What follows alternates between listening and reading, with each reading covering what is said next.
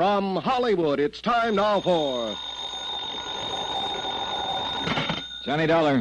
This is Capitan Garcia Ramullo of the Panama Federal Police. Good. Your sergeant said he could locate you in a matter of minutes. I am never lost from contact, senor. You have talked with the beautiful turista, no? I have talked with her, yes, and I ended up getting socked in the jaw. These Americano women are so very much athletics. No, she didn't hit me. It was a guy who was hiding out in a closet. See, I understand, senor. Somehow I doubt it. Look, Garcia, it was the man I came down here to question her about. I'm sure of it. But, senor, you have told me... Yeah, I know. Apparently his death was faked. I think he's here, hiding out somewhere in Panama City. Do you think you can find him? When my men make the search, senor, even a little dog could not escape. Then go to it. His name is Ed Morgan, but he may be using another one. The charge is embezzlement. You know his description, senor? I ought to. He's been one of my best friends for years.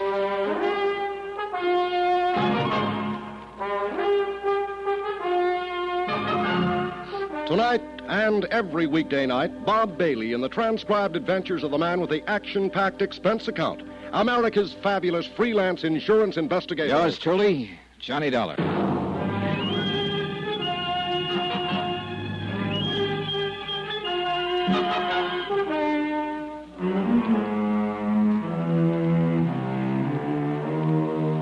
From Special Investigator Johnny Dollar, location Panama. To the Home Office, Eternity Mutual Insurance Company, Hartford, Connecticut. Assignment, the confidential matter. Expense account continued. Item 14, $12.85. Telegram to Hartford, advising them that the case had turned in a completely new direction. I'd taken the case with the idea of digging up a man's past. A man who had been one of my best friends. Of finding out why, after a life of complete honesty and loyalty to his company, he had suddenly gone wrong and embezzled $80,000.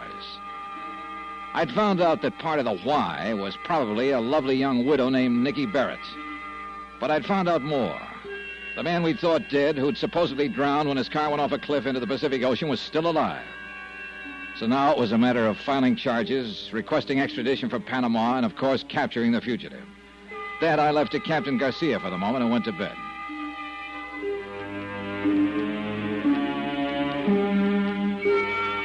When I came down to breakfast the next morning, I still hadn't heard back from Garcia. But I did get a return engagement from my little playmate of the night before. Good morning, Johnny. Oh, well. Good morning, Mrs. Barrett. I came into town early especially to see you. Why? A deep concern as to whether I survived that sock in the jaw? No concern, really. I imagine you have a pretty tough jaw. Do you mind if I sit down? If you promise not to double up your fist. I can explain that, Johnny. With all night to think about it? Yeah, I bet you can. How about some breakfast? I don't really... They got a special this morning, fried fish and papaya. Ooh. Tastes even worse than it sounds. No, I'll just have some coffee. That we already have. Sugar, cream? Just black. Thank you. All right, you're on. Spin it out. Well, I'll admit it was silly to claim I was the one who hit you last night. Of course it was silly. I know who hit me. You don't? It was Ed Morgan. He was hiding in the closet in your hotel room. You're wrong, Johnny. You don't mind if I call you Johnny, do you? I mean, you and Ed were such close friends. I feel I almost know you. You could be wrong, Mrs. Barrett. I used to think I knew Ed until he met you and decided to tap the till for $80,000. All right, call me Johnny if it gives you more confidence in your act. It's not an act. Okay, if you didn't hit me and Ed didn't, then who was it? Let's just say it was a friend. He wasn't very friendly to me. He misunderstood your coming there. He shouldn't have been there himself. He's married, and not that I knew it, though, until last night. That's not a bad attempt, Mrs. Barrett, at a snow job, but I still don't buy it. Better drink your coffee. Johnny, Ed was drowned in San Francisco when his car ran off into the ocean. He's dead. How can he be dead in San Francisco and still be tearing up cigarettes in Panama? I did that. You don't even smoke. But the man who was there last night does. And I tore the cigarettes in that peculiar way. I picked up the habit from Ed. I just did it absent-mindedly, I guess. Now, this gets better as it goes along. Oh, I'm not lying. It's true. No, I mean this fish and papaya. I guess you just have to get used to the mixture. Oh, please, Johnny. You're not even touching your coffee. If I drink it, will you please listen to me? I am listening to you. I just don't believe you. Look, we all make mistakes. Last night, you made a guess. You thought that was Ed, but you were wrong. So why be stubborn about it and cause a lot of unnecessary trouble? Let's forget it and be friends. Can't afford it, sweetie. I haven't got that kind of money. Do you think I sell my friendship? It cost Ed $80,000 of the company's money. No. How much of that did you get? Half of it? No. More than half of it? No, I don't know what you're talking about. How much does he have left now? Stop it! Stop saying such things. All right. Can't you understand once and for all? Ed isn't here, nor anywhere else. He's dead. No, he isn't. But I wish to heaven he were. What do you mean? Just that. But he was your friend. That's right. He was my friend. When I heard about his accident, heard he'd been killed, it hit hard. It hurt plenty. And I guess it hurt even more when I learned he'd been stealing from the company. Johnny. So I took the job of digging into the mess and trying to find some answers. I didn't want the job, didn't want any part of it, but I took it anyway. Somebody had to do it. And he had been my friend once. And then I find out he's still alive. No, so you Johnny. see what it means? Now I've got to catch him and take him back to stand trial. And that's going to be even tougher than facing his death and the fact he was a crook. If Ed were alive, you'd take him back? Help send him to prison like any other common criminal? That's what he is, isn't he? But he was your friend. Oh, skip it. You wouldn't understand. I might, if you'd let me try. The only thing you're trying to do, Mrs. Barrett, is to con me into thinking I might possibly be wrong. Thinking maybe it was somebody else in your room last night. I told The you. idea is to throw me off balance just long enough so the two of you can make a run for it. Nice try, only it won't work, so knock it off. Ed and I were going to be married, Johnny. And the shock of his death... I said skip it. Ed used to talk about you. He told me you were this way. Hard and cold and ruthless. Then he has no excuse. He knew what to expect. But I didn't believe it. I didn't think anyone could be... Buenos días, senor. Oh, good morning. I don't believe you've met my companion. I have not been so fortunate, senor. This is Captain Garcia of the Panama Police, Mrs. Barrett. Hello. Greatly honored, senora. Might be a good idea to take a careful look at her, Garcia. You will probably be arresting her in the next day or so as an accomplice to fraud. Let us hope such regrettable necessity is not happen. Thank you, Captain. I'm sure it won't. Mr. Dollar has a rather boorish sense of humor. I comprehend, senora. Mr. Dollar, it is possible perhaps that I speak a little with you? Yeah, sure. I imagine Mrs. Barrett will be happy to excuse me at this point. Hasta la vista, senora. Remember, Johnny, he was your friend. I did not wish to mention this matter before the senora. Oh? I think it's better she's not here. Here, what? Have you turned up something? Si, senor. I have tell you, not even the little dog can hide from Garcia. So? We have located this man, Ed Morgan. I got into the police car with Captain Garcia, and we drove out of town and followed the shoreline for about 6 miles. Then we pulled up near a cluster of rickety wharves built around the edge of a tiny inlet. There were numerous native fishing boats tied against the pilings, but no village, no shacks, nor any other sign of a habitation.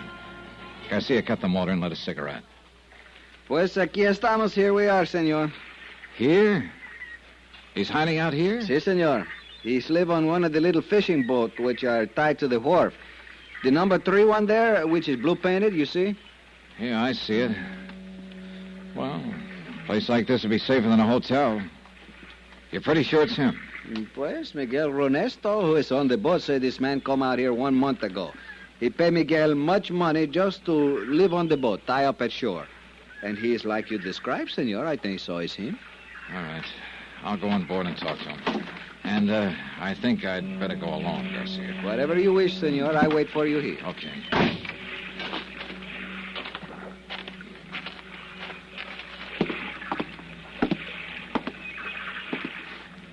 Ed? Ed Morgan. Oh.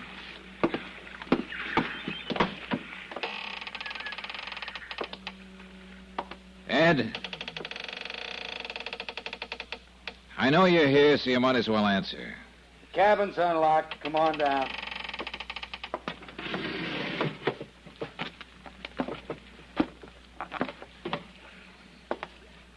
Been a long time, Ed. Yeah, it has. Sorry the place is so littered up. Temporary quarters, you understand. Sit down. Thanks. Johnny, why did it have to be you? It had to be somebody, Ed, sooner or later. You should have known that. But not you. How'd you get onto me? I traced Mrs. Barrett down here. I thought you were dead until last night. She wasn't supposed to show here for 6 months. And last week, here she was. Couldn't wait. Why did you do it, Ed? You wouldn't understand. You've always had dames crazy about you without lifting a hand. But not me. This face always stopped them. Sure, I used to laugh about it, but... Well, you just wouldn't understand. And this woman was different, is that it? Nicky fell as hard as I did. I didn't know women like her even existed. She's for me all the way. Is she worth the price tag?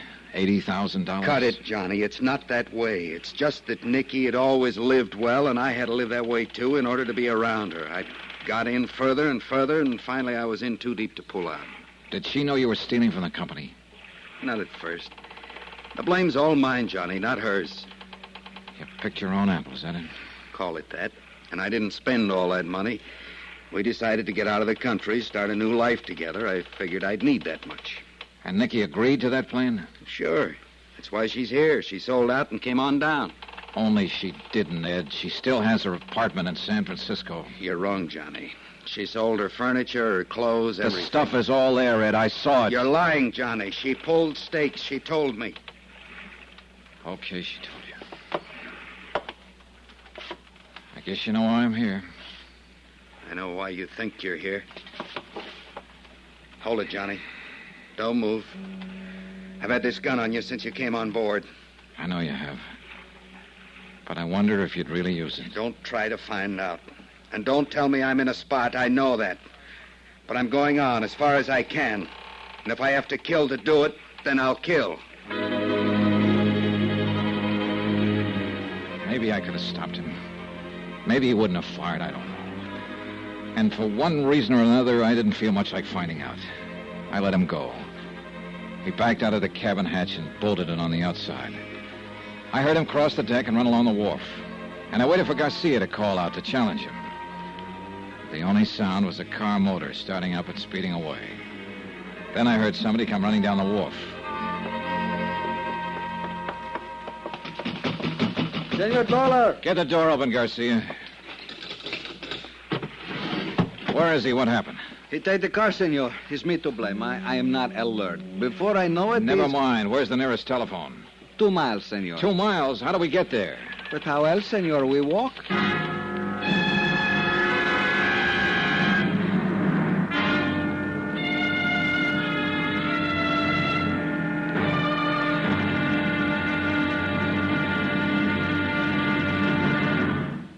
Now, here is our star to tell you about tomorrow's final episode of this week's story. Tomorrow, fate plays a devil's tune, collects a payment long overdue, and the music ends on a scream. Join us, won't you?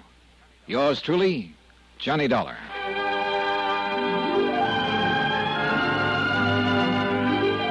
Yours truly, Johnny Dollar, starring Bob Bailey, is transcribed in Holly. Written by Les Crutchfield, it is produced and directed by Jack Johnstone. Be sure to join us tomorrow night, same time and station, for the next exciting episode of Yours truly, Johnny Dollar. Hugh Brundage speaking.